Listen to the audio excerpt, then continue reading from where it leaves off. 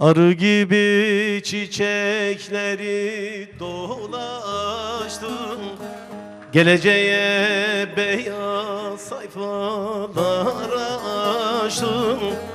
Arı gibi çiçekleri dolaştım, geleceğe beyaz sayfalar açtım. Güneş olup her yere ışık saçtım, denizim mahirim İbrahim. Güneş olup her yere ışık saçtım, denizim mahirim güzel.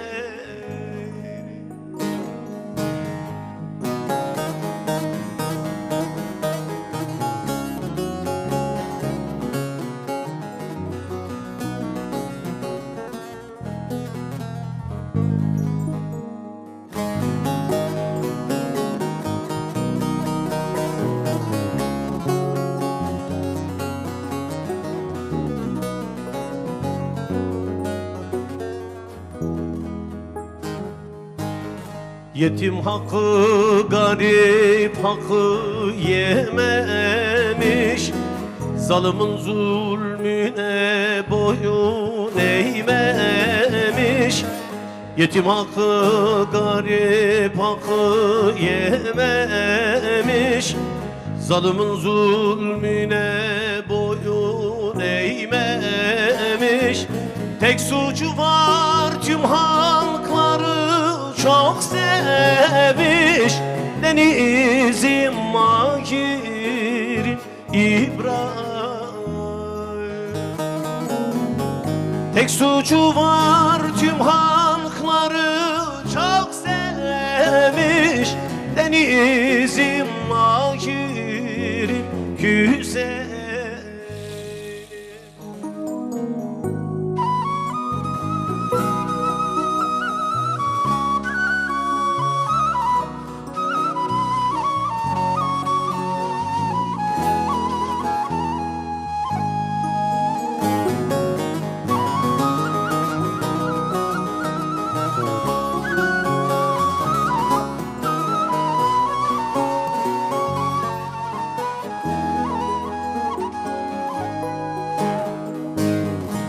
Aşık Cem'im, size inanıyorum, yerde gökte her yerde arıyorum.